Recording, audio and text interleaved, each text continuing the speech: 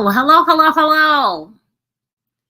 Hi, everyone. I would love to know if you can see me on all of the platforms. Uh-oh. I don't think Instagram wants to be seen here. Can you see me? Oh, here we are. Okay, now, can you see me on all the platforms? Hello. Welcome. Let's check these comments. Hello from YouTube. Love it there. My favorite place. My addiction a little bit. Gotta fix that. Okay. We're here on YouTube. Can you see me on Facebook? Can you see me on Instagram? In the meantime, while I wait to see if the people can see me, I'll introduce myself. My name is Tenille Stewart. I help women who've been diagnosed with lupus go from confused and discouraged to healed, hopeful, and in control of the medical narrative. And today we have a treat for you. I just need to know if everybody can see me. So talk to me. Oh, let me check the Instagram comments. That would help. Oh, we out here. Hello. I love it here on the Instagram. Look at all my people. Hi, Bren. Hey, Jean. Hey, Beijing Shinobi. What it is. Okay. Amazing. Love it. Okay. And Facebook. Yes, we're everywhere. We done it. You know, it's been a week. You know that last week I was in a car. So we got to make sure that I'm, getting it together. Okay. So today we have an amazing special guest. I'm so excited. I've known this woman for a long time, but I didn't get to know this woman until sort of recently. We are in a really amazing community together. We've always actually gravitated towards each other in communities of like building wealth and, empowering ourselves. And we are both those type of people. So I respect her to the moon. And I see such great things in her that I want to emulate. I want to be something like her. She has the goal setting down. She has the accomplishing the goals down. She's doing the things. She's an author. She's a coach. She is she's a natural. She got natural hair and I love it. I love that. That's the first time I ever met her. I was like, oh, look at her hair. Okay, that's besides the point. She's just all kinds of amazing. I'm going to let her explain. But today on the pod, we have Tenille Villers in the building. Hey. Hi, yeah. We made it. We did it. We done the thing. So, Janelle, thank you so much for being here. Thank you so much for having me, Tenille. This is really an honor for me. All the hearts, all the love, because I have been watching you similarly. Just like you said, we've been in very similar circles of empowerment and self-development and growth and abundance and all of that. And I've always seen you and been so proud from the side, like looking at your growth and seeing what you do. And you bring such an energy and just like a warmth to everyone that you're around. It's really contagious, and like people love being around you, and not everybody can say that. Like, it's really awesome. My heart. I was never a Grinch, but it grew 3 sizes. I love this. Okay, so Janelle, please introduce yourself to my audience. Who are you and what do you do? Well, hello everyone out there. My name is Tenille Villers. Again, Tenille, thank you so much for having me on. And it's so funny whenever someone asks like, who are you? I think people think titles, but I think the opposite direction. I'm like, I'm a fun loving person. I'm positive, right? Like I think of all the things that I am and not necessarily titles, but I know most of you are interested in knowing like, well, what has this woman done? So I am an Ivy League graduate who, was led to believe that you had to go up the corporate ladder in a particular way. Quickly, soon learned after graduation that like I was just taught to work in a mindset of just kind of like getting paid to barely do work, right? So that way they don't fire you and you don't quit. And it was just kind of I just felt like I was in a prison of like my own making almost, right? And so I really had always thought outside the box, thought there has to be a better way. But that mindset has led me to so many things. So I've built my own business. Till and I were a part of the same network marketing company, and I had a certain level of success there that gained me access to people who outthought me and that got me to think even bigger, to including one of our mentors currently to this day. And through that, I became a professor. I taught people in human genetics. I mentored people in that area, but really just didn't feel like it was fulfilling me anymore. Like I really just feel like I could do so much more. And after COVID or during COVID, like many people, I had time to sit and think about my life and how I could really impact other people. What story do I have within me that could be beneficial? And so it was during that time that I ended up finding my calling and my God-given calling, my purpose in life, which is to help people through shame-based thinking. So I always love to first just explain the difference between guilt and shame. And guilt is, I'm sorry, I made a mistake. Shame is, I'm sorry, I am a mistake. And that's certainly what I thought about myself when I wrote the book. I slept with a married man. Am I still a good person? And it's really just a story about how we get into this thinking of I am a mistake, I am unlovable, I am unworthy, I'm not enough, I'm a failure, I'm ugly even, like all of those things that we think, and how they can disrupt all of the relationships that we have in our life, business relationships, romantic relationships, relationships with our family and friends and the like. And so I wanted this book to help people get to the other side of what that's like. So what can we do to gain resiliency, to bounce back from that shame-based thinking that usually has us self-sabotaging ourselves? That was the purpose of the book. And it was so super fulfilling to, well, let me back up. I say this now, this sounds great now, but in that time, yeah, it was talk not about like, it before we are enlightened and such. Yeah.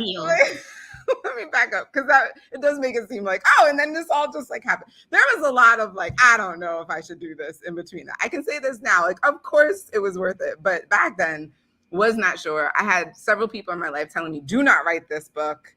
You're going to ruin your career. You're going to ruin, relationships that you have with other people who would want to do business with you. Like, this is going to be an awful choice that you make. And I just knew it was a calling from God that but there's even if this book only helps one person, even if it's just one person, it's got to be worth it, right? Mm-hmm. So through that doubt and the calling, right? Like still the calling, this is it. The mentorship that I received along the way that really just said, okay, here's how you can actually do this. Here's how you can get it done. And really just pouring into me to remind me of who I am, whose I am, and that it's possible and what this could do. Without any of that, I doubt any of this would have been possible. So I had a lot of support along the way to help me through a lot of the misgivings that I had. And so fast forward, it's been amazing because those who have read the book, and shout out to you if you're on here and if you've read it, it's available on all the platforms, Amazon, Kindle, Nook. It's an audiobook. You can get it in all the different ways. We'll post all the links. We'll post links. Yes. People are lazy. We're posting, buy the book, people. I'm telling you what, if she's brave enough to write it, you better read that book. Okay, go ahead. And so this is just it. You talk about bravery, the courageous conversations that I have had after writing the book and talking to people about the subject matter and the shame-based thinking and the resiliency that you can get from it. And all of that has just been truly, truly a blessing. Now, what's been amazing is that what happened through this, I joke because I didn't necessarily see this coming.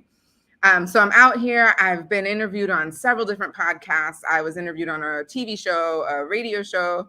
I did book tours in New York City, Fort Lauderdale, Chicago. And so doing all these things have been amazing. And then little but surely along the way, I started getting people pulling me aside and they're like, yeah, but how did you write the book? How? Because I've been thinking about writing a book and I'm not sure how to go about it. And I'm like, actually, I can show you how to do that, right? I actually know a lot. And so what has taken me 2 years to learn and to figure out, I can now share with people in less than 2 hours. And so it's been amazing, this process, this journey that I can now call myself a coach, where I help people get the idea of the book that they have out of their head and onto paper so they can publish and impact the people they've been called to impact. It is, I am living a life on purpose, and that feels different. I don't know who is the person who said it, but I love to quote this quote in that we all have 2 lives. And the second one starts once you identify what your purpose and calling is. Right. And it really does feel different to be on that side. I love this for you. I love it. So, I mean, the fact that you can teach like all the things, I thought about this before, that like all the things that we do prepare us to be where we're supposed to be. So like you were a professor, you were doing all this stuff and like learning all the personal development and getting all of the like, you know, self-worth that you needed. You know, like it's so weird because we are born perfect. Like babies are generally taught you're the cutest thing ever and I love you so much and everything is amazing about you, and then you just get beat up as you get older. You just, as soon as you hit like elementary school, little kids, I was a nanny for a long time and I never met mean people like I met little kids. Little kids are mean. Yeah. So it's amazing that you can grow up and start to think all these bad things about yourself, then come back from it in a way that you did, and like to write about it is so brave. Like I know if I ever told my mom, like, hey mom, I'm gonna write this book and it's gonna be like about when I did this bad thing that you told me not to do, when like everybody told me not to do, but I did it anyways, I'm certain that I got Jamaican parents too. I'm Jamaican parents. No. No way. Like the first time I heard the title, I was like, okay, well, bravery right there. That's her. So how did you come up with the, like, people were asking you and then you said, okay, I'm going to do this, but how did you actually make that jump to like like figuring it out, or like, you know, organizing it? Was it like easy because you were a professor and you knew how to just teach, or was there a different process to teaching it? When you mean how do I teach about writing a book, or how did I actually write the book? How did you teach about writing the book? Well, that's a great question too. You tell me that afterwards. Yeah, tell me, how did you write that book? Like, how was that the idea that came? Like, what? Well, I can start there because ultimately it is the thing that I teach through my story of how I figured out what I was going to write.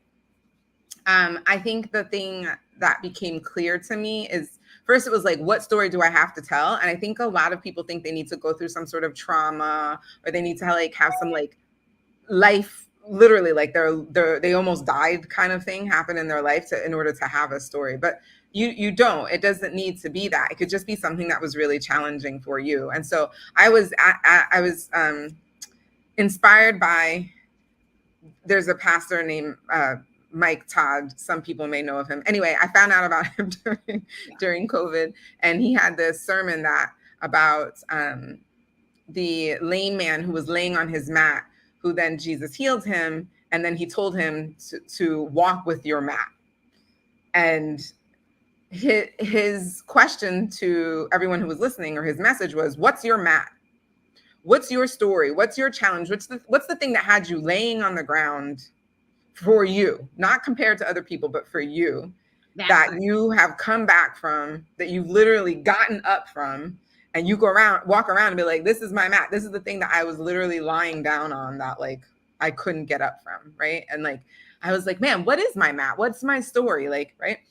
So that God and YouTube brought me to another pastor out in Canada, actually. His name is Tim Fletcher, and he had this whole series on shame-based thinking. And the first thing that he did was he had a quiz, and he was like, have you ever, and he goes down this thing, and I'm like, yes.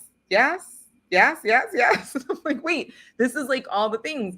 And so with him starting to identify what shame-based thinking even is, and the fact that I even have it. So it was like, one, okay, you have this thing, it's called shame-based thinking. Two, why? Where did it come from? What's going on? And I was like, oh my God, like there are all these things. And then Janelle, if you think about it, look at all the things that you've been so ashamed of that have happened in your life. This being the biggest one, right? It's the thing that causes the hugest shame spiral for me personally. And I was like, man, am I the only one? No, I can't be. Look at all these people who are watching this YouTube video, but like how many of them, like maybe this isn't as relatable. Like maybe my story is the story that's going to be the thing that gets them to be like, oh, okay, I totally get what she's saying. I've been in a similar situation. And here she's giving tips and tools for like how to like gain resiliency from that. And so I was really inspired by those two main things. And then became the process of, okay, so I know that this is what I want to talk about. I knew it was the number one thing, how to gain resiliency from shame-based thinking. But then I needed to create an outline. And so this is my process. I was like, okay, that's the number one thing. What are like the 5 other things that I need to make sure I put in to get to the big thing, right? And that became, okay, well, I got to make sure people know, okay, what is shame-based? Like, I got to define it. Like, I got to really make a lot of examples of it. I got to explain, where does it come from? The messages that we receive when we're little. I got to go back and some, right? Like, I had to figure out all the different points I wanted to put. Okay, great. So these are the 5 things that I know I need to address in order for my number one takeaway to be true. And then from there, it was, okay, what are the experiences in my life that can explain or illustrate the 5 points that I know I need to get through? And that's when I started to think, because obviously I'm not telling my whole life story. Like, no, just the parts that are really relevant. Right, exactly. Just the parts that are really relevant to the 5 major topics that I knew needed to be covered in order for people to really understand shame-based thinking and how to gain resilience towards it. And so that to me is, and I recently just created a worksheet to help people through that. If you can go through that process, that's like your true north. You come back, because the thing is, you start writing, and that's what I tell, just write. Just stop worrying about getting it perfect. It's not. Just write. Just write. No one cares. Just write. It's for you and you.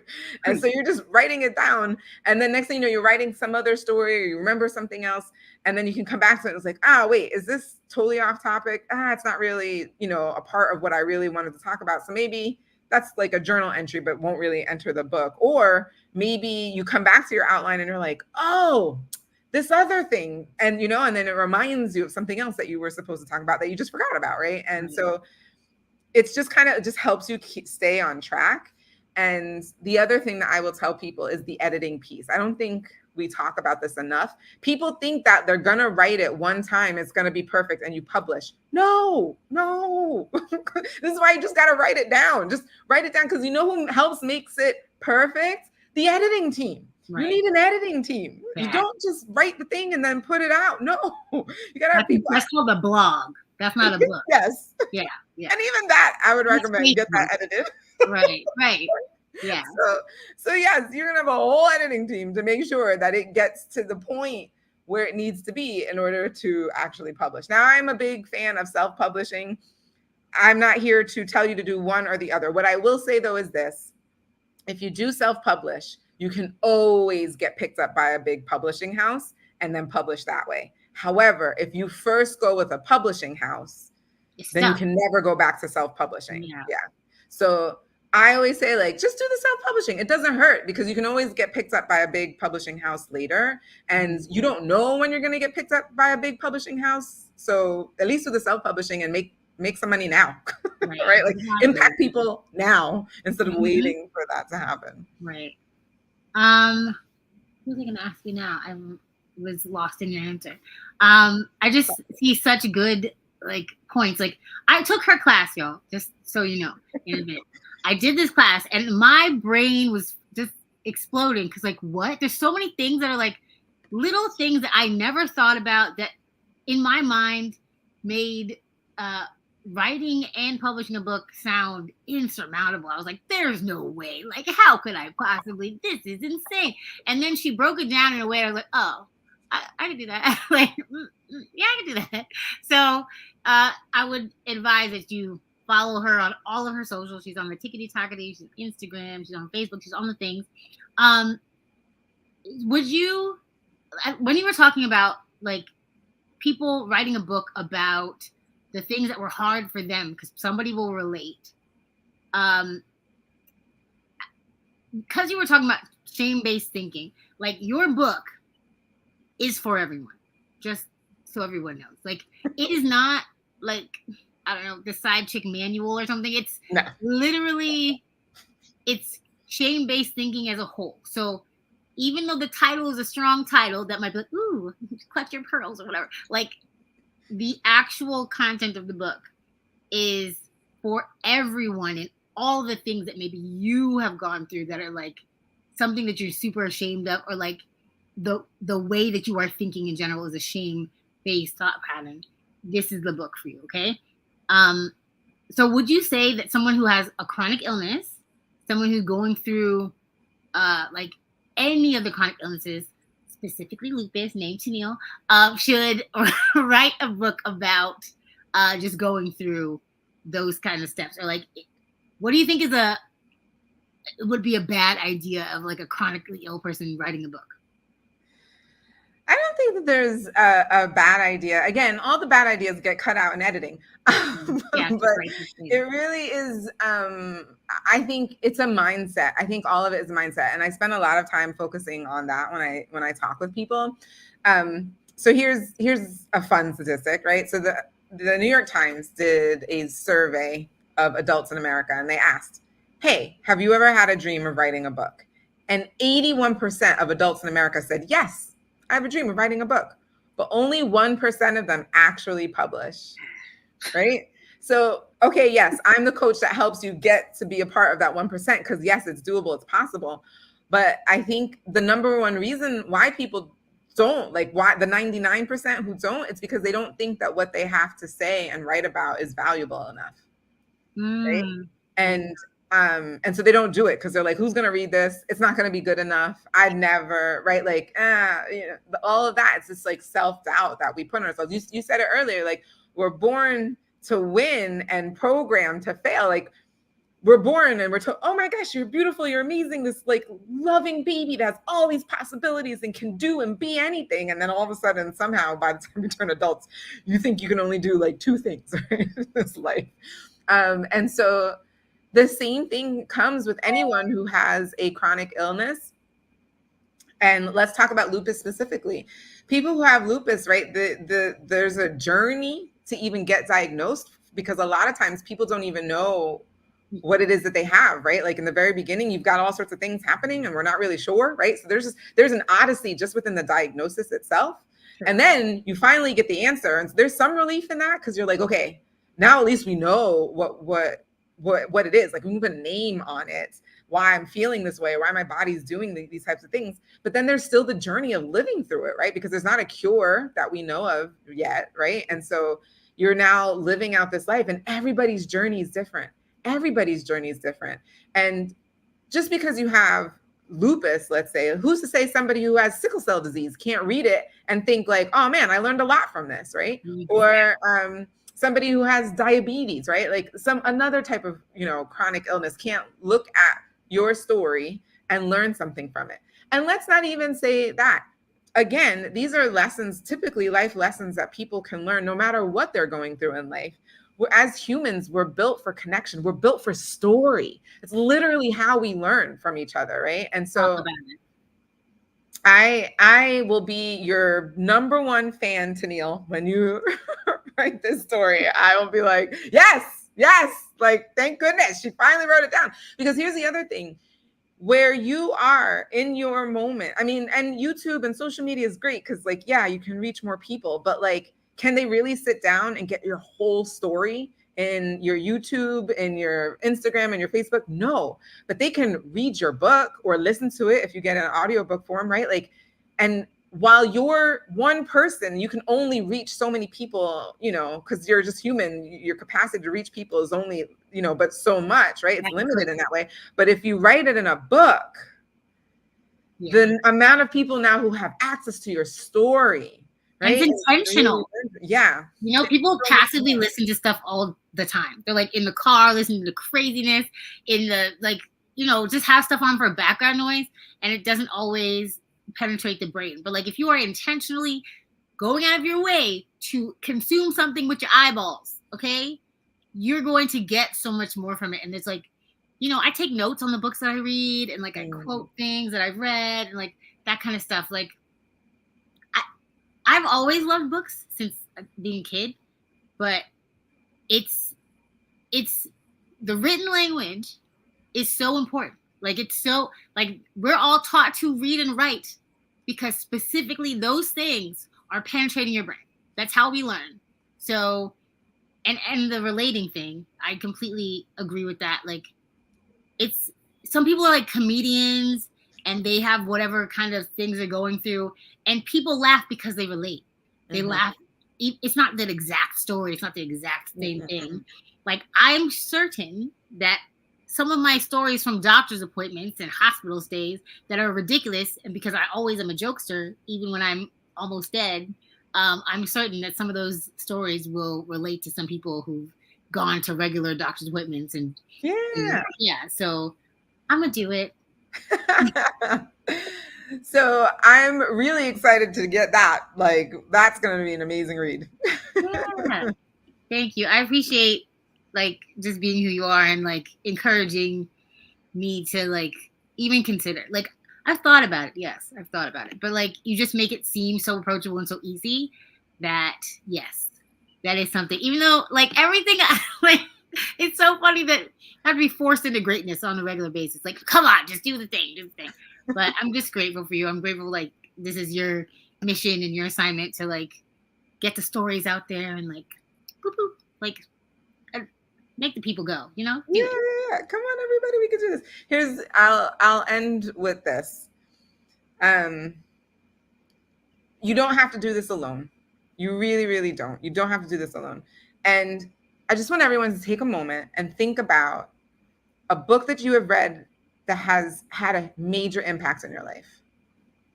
Think about it. Just, I know for some people it's like, oh yeah, this book, I read this book and it changed my mindset, or this amazing, it doesn't even have to be like a personal development. It could be fiction. It could be a fiction book. I've had several fiction books that have like literally changed a perspective for me, right? So think about that book. You can put it in the chat. Please let us know. We can start doing a whole like book club.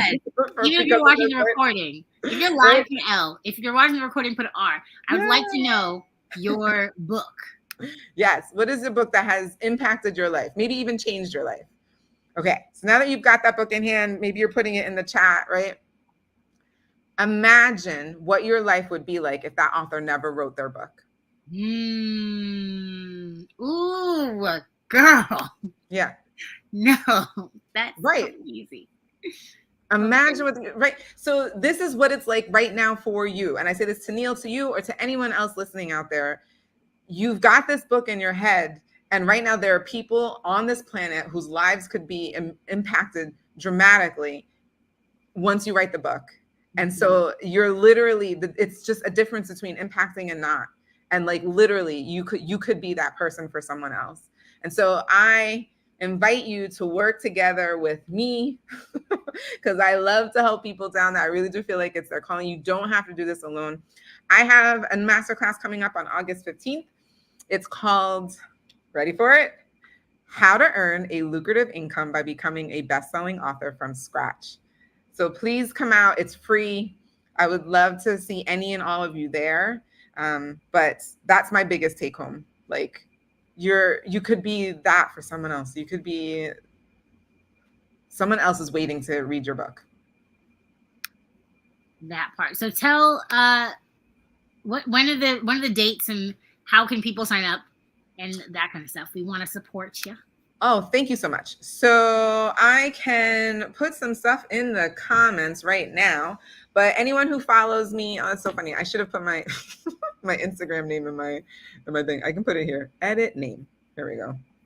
I'm going to put my Instagram in the chat. You can follow me there. That's where you'll get the most up-to-date info. That's my Instagram. That's now my name. Okay. And so please go there. You can get all of, like I said, the updates, all of the links. I put them in the stories all the time. Please, please, please, please go do that. It's it's how I get most of my information out to people because if I could, I would reach out to all of you personally, but I can't. So that's my best way. There's one woman. I just put in the comments so everyone can see, or maybe not. Here, I'm putting in the comments now so everybody can see the link. So join, connect. Oh no, now it's causing me here, Tenille, I just put it in the private chat. So if you can put that in the comment section, okay, cool. I'd really appreciate that. You can do that. I'm definitely gonna link all her stuff in all of the links. It's gonna be on my YouTube. It's gonna be in my Facebook and on my Instagram. So she's tagged in everything. I'm gonna also put her links and everything. Buy the book, read the book, take her class. because I said so. Thank you very much. And actually, let me put it in all the chats also, just in case y'all will see it whilst we're in here. But yeah, this was great. I'm grateful for you being here and taking your time out to do this.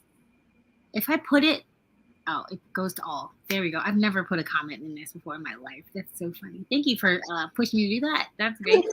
You did everything.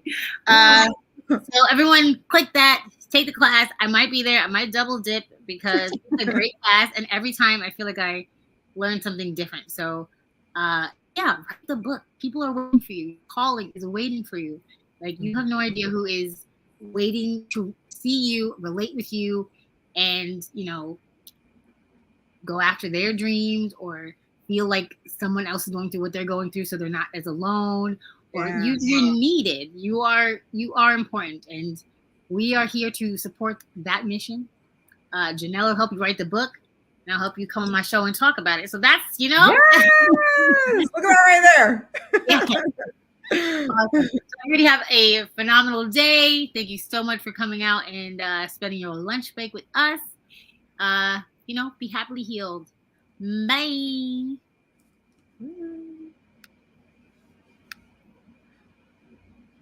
Okay. So, dang, everything.